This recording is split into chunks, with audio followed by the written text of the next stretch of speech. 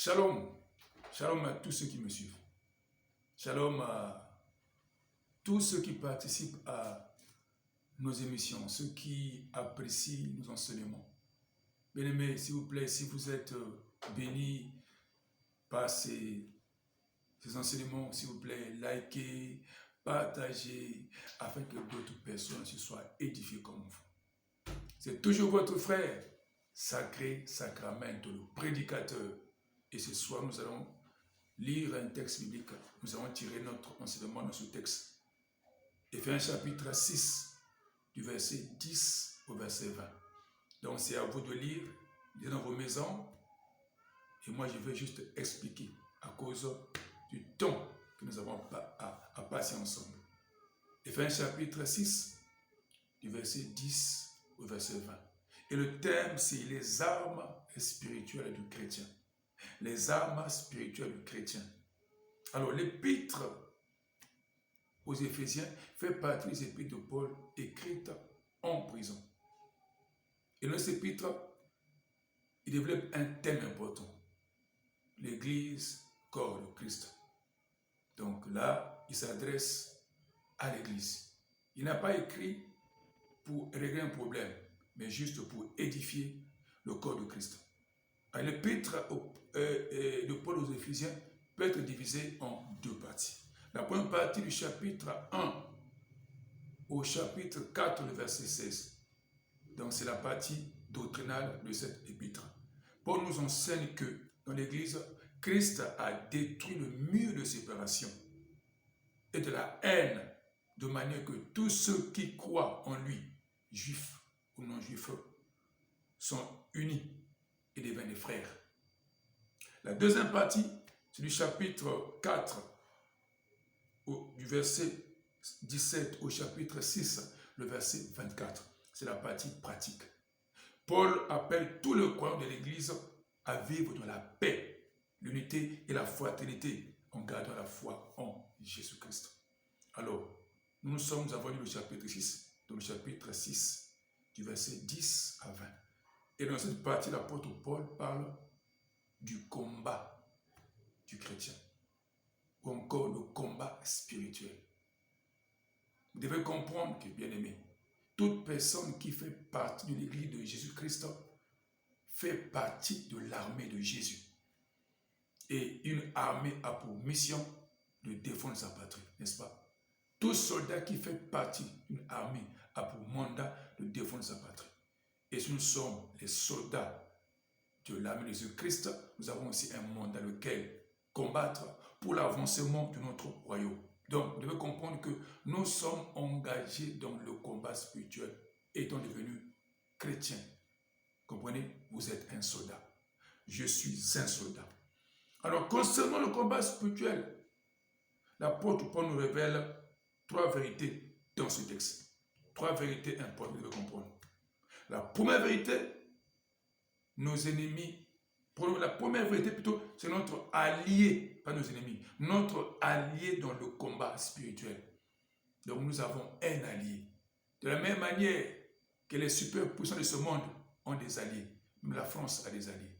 Les États-Unis ont des alliés. Même la Russie aussi a des alliés. N'est-ce pas? Donc ils ne vont pas en guerre seuls, mais ils sont toujours accompagnés par leurs alliés.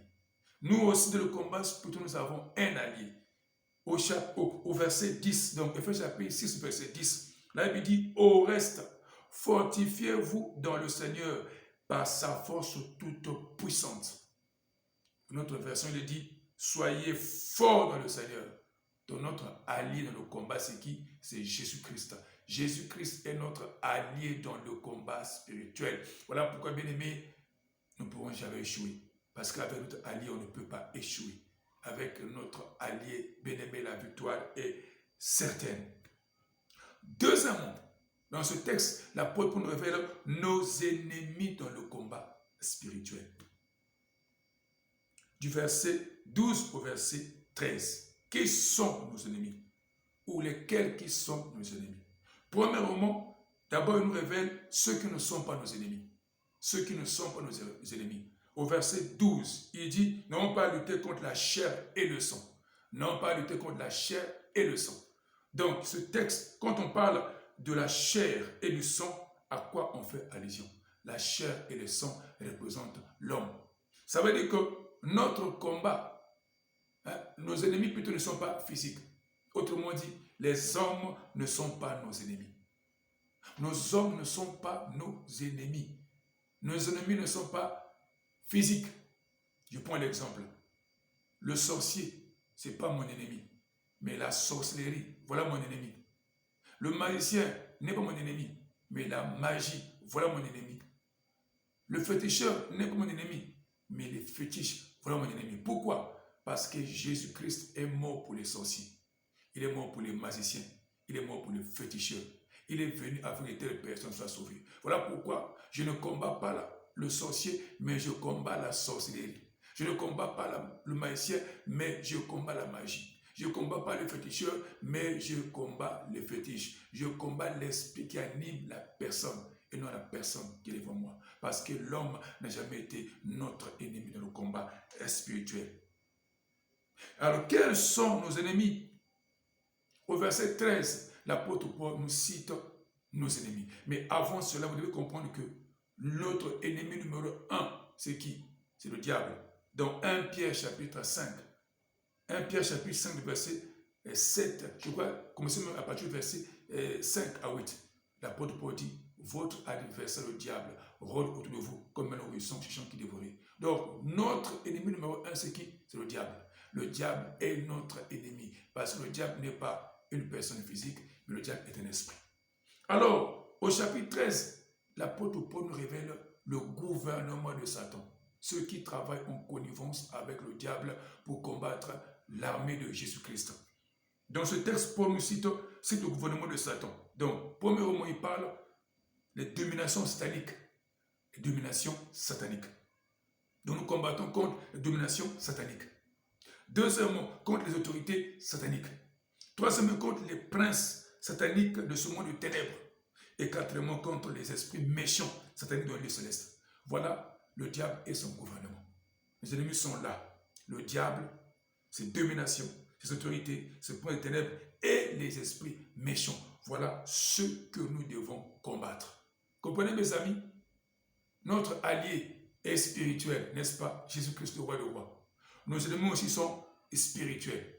Et notre combat aussi est spirituel. Alors, si l'ennemi est spirituel, vous devez comprendre que l'ennemi, la troisième chose que l'apôtre Paul nous révèle ici, ce sont les armes que Dieu nous a dotées. Les armes que Dieu nous a dotées. Du verset 11, il dit ici, revêtez toutes les armes de Dieu. Il dit, revêtez toutes les armes de Dieu. Bien-aimé, c'est un ordre. Il donne un ordre. On doit revêtir les armes de Dieu. Pourquoi? Parce que face à ses ennemis, encore dans le combat spirituel, si nous ne sommes pas armés, on ne peut pas combattre. Prenez l'exemple dans ce monde. Les armées de ce monde sont bien équipées, n'est-ce pas? Ils ont des armes sophistiquées, des armes lourdes. Lorsqu'ils vont à la guerre, ils sont bien équipés. Regardez ce qui se passe actuellement en Ukraine. Regardez comment est-ce qu'il a réussi de montrer sa super puissance. On a des armes destructives. Les armes qui détruisent l'Ukraine. Par ces armes, nous voyons la puissance militaire de la Russie. Alors, bien aimé, le Seigneur ici nous a dotés des armes nécessaires, des armes puissantes, bien aimé, pour combattre contre nos ennemis. Alors, on va se poser la question. Première question, pourquoi nous devons revêtir les armes de Dieu? Pourquoi on doit revêtir ces armes? La première réponse, bien aimé, la réponse, il y a deux raisons. Donc, deux raisons que l'apôtre Paul nous a envoyé dans ce texte. Deux raisons. La première raison, afin de pouvoir tenir ferme contre les ruses du diable. Verset 11. Avec ces armes, nous allons tenir ferme contre les ruses du diable. Quelles sont les ruses du diable? Il y a la séduction et la tentation. Le diable est expert dans ses ruses, dans la tentation et la séduction. Alors, face à la tentation et à la séduction du diable, bien aimé, seules les armes qui viennent de Dieu peuvent nous aider à faire quoi? À tenir ferme. À tenir ferme. Deuxièmement, il dit, afin de pouvoir résister dans le mauvais jour, le verset 13. Il dit, c'est pourquoi prenez toutes les armes de Dieu, afin de pouvoir résister dans le mauvais jour et tenir ferme après avoir tout surmonté. On parle du mauvais jour. Le mauvais jour. Bien-aimés, dans votre vie, le mauvais jour est inévitable. Dans votre vie, le mauvais jour est inévitable. Toute personne sur la terre connaîtra un jour, un mauvais jour. Un jour de douleur, de souffrance, de galère, de malheur, de tentation, de séduction, de privation, de rejet. Comment allons-nous résister dans le mauvais jour? Comment? Bien-aimé, sans les armes de Dieu, il est impossible de parvenir. Sans les armes de Dieu, on ne peut jamais y arriver. Voilà les deux raisons pour lesquelles nous devons avoir ces armes sur nous. Premièrement, afin de pouvoir résister dans le mauvais jour. Deuxièmement, être ferme contre les du diable. Deuxième question, quelle est la portée des armes que Dieu nous a données? Quelle est leur portée? Et quand je parle de la portée ici, bien aimé, je fais allusion à l'intensité, à la puissance et à la force des armes de Dieu. Quelle est leur portée? Dans 2 Corinthiens chapitre 10, le verset 4 à 7, la Bible dit, les armes avec lesquelles nous combattons ne sont pas charnelles. Elles ne sont pas charnelles. On dit, mais ce sont les armes de Dieu.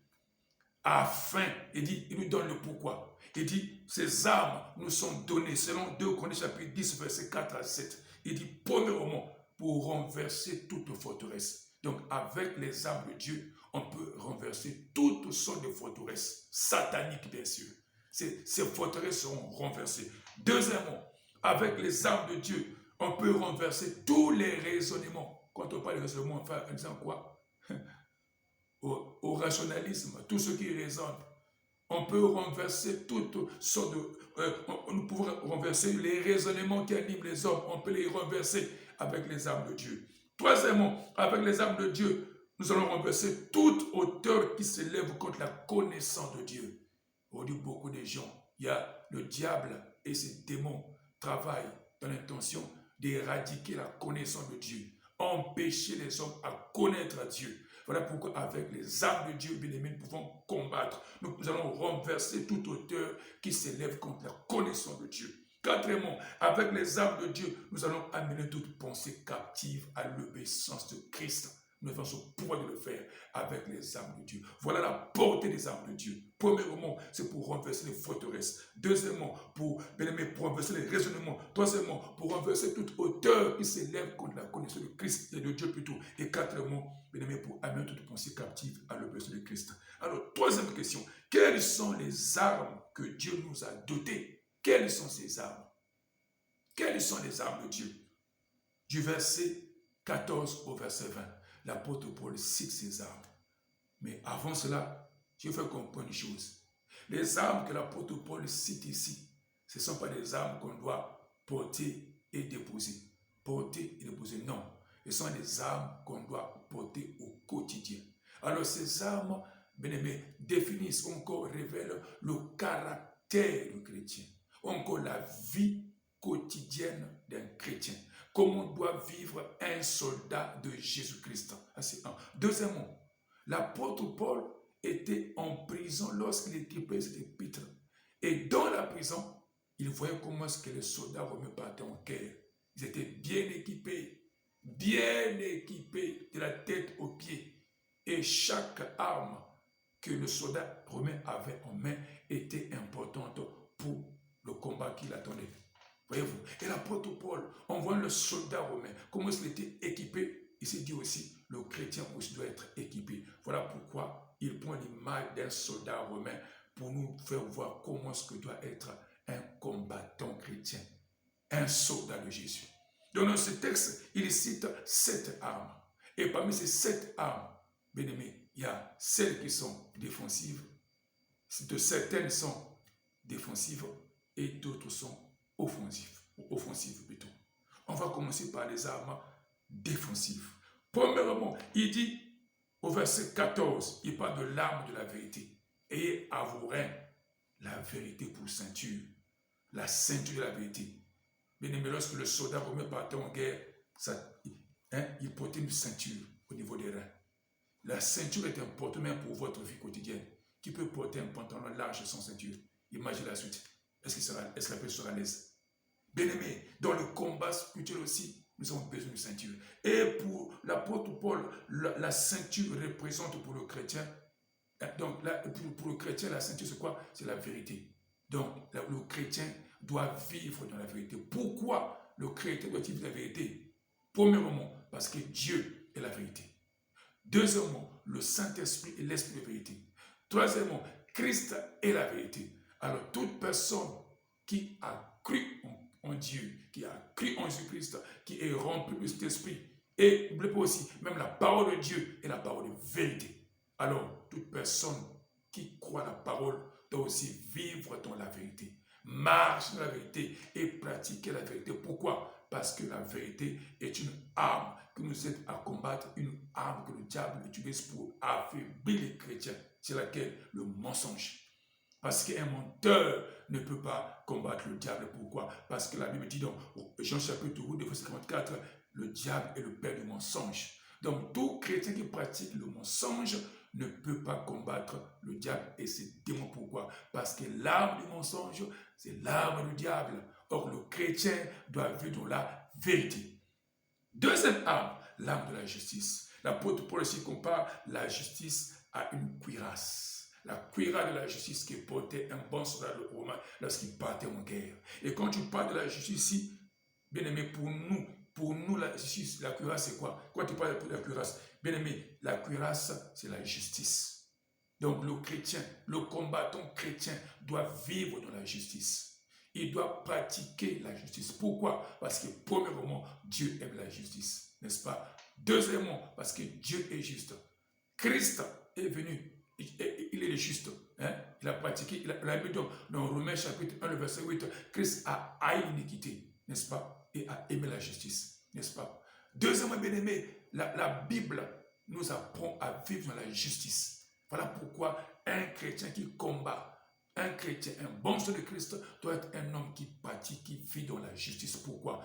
Parce que la justice aussi est un arme qui nous aide à combattre une arme que le diable s'est manipulé dans ce monde. C'est quoi? L'injustice. Voilà pourquoi l'injustice est le diable. La Bible dit celui qui pratique la justice est le Dieu. C'est qui donne l'épître de 1 Jean. Est le Dieu. Voilà pourquoi, bien aimé, un bon soldat de Christ doit pratiquer la justice et combattre l'injustice. Troisième arme, c'est l'arme du zèle. Au verset 15. Elle est comparée à une paire de chaussures que le soldat romain portait lorsqu'il partait en guerre.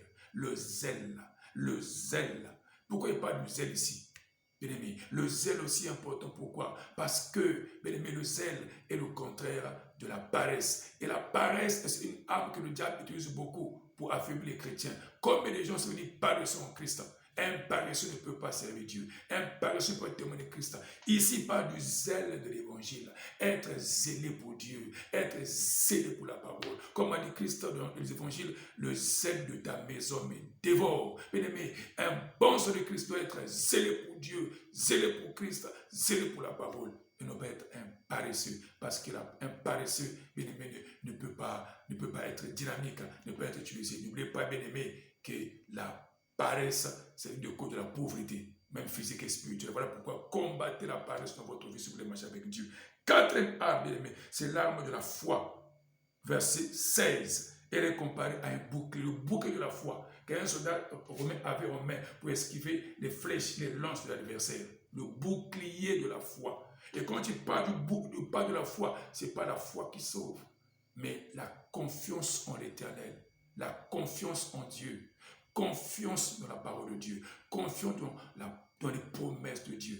Bien-aimé, la confiance, il faut croire en Dieu, croire que Dieu est capable, que Dieu peut vous aider, Dieu peut vous sauver, avoir confiance en Dieu. Bien-aimé, et la foi, bien-aimé, c'est une arme qui combat, aussi une arme que le diable utilise pour affaiblir l'Église. C'est quoi? L'incrédulité. L'incrédulité n'est pas croire que Dieu peut sauver, n'est pas croire que Dieu peut bénir, n'est pas croire que Dieu peut élever. Aujourd'hui, le diable sème les doutes et l'incrédulité dans le cœur de beaucoup de gens. Voilà pourquoi un soldat de Christ doit être un homme de foi. Croire que Dieu est capable.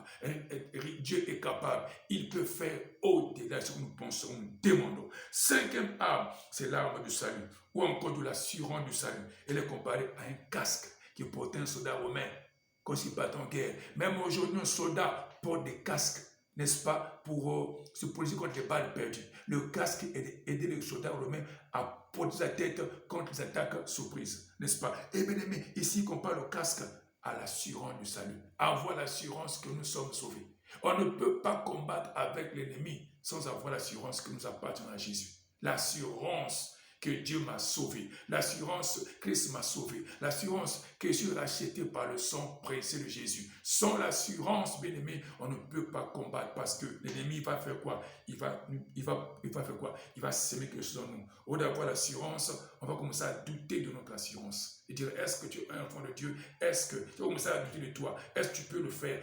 Bien aimé, voilà pourquoi vous devez avoir l'assurance que Dieu vous appartenez à Dieu, Dieu votre Père, qu'il vous a sauvé. L'assurance du salut, c'est important. Sixième arme, c'est l'arme de la parole de Dieu. Elle est comparée à une épée que le soldat romain avait en main. Alors une épée, bien aimé, est une arme offensive. Avec l'épée de l'esprit, le soldat romain offensait l'adversaire. L'épée de l'esprit. Et l'épée ici est comparée à la parole de Dieu. La parole de Dieu est là que le Christ aussi a utilisé, n'est-ce pas, dans Matthieu chapitre 4, pour combattre le diable qui utilisait mal la parole de Dieu. Il est écrit, Christ rétorque, il est aussi écrit. Le diable dit, il écrit, Christ répond, il est aussi écrit.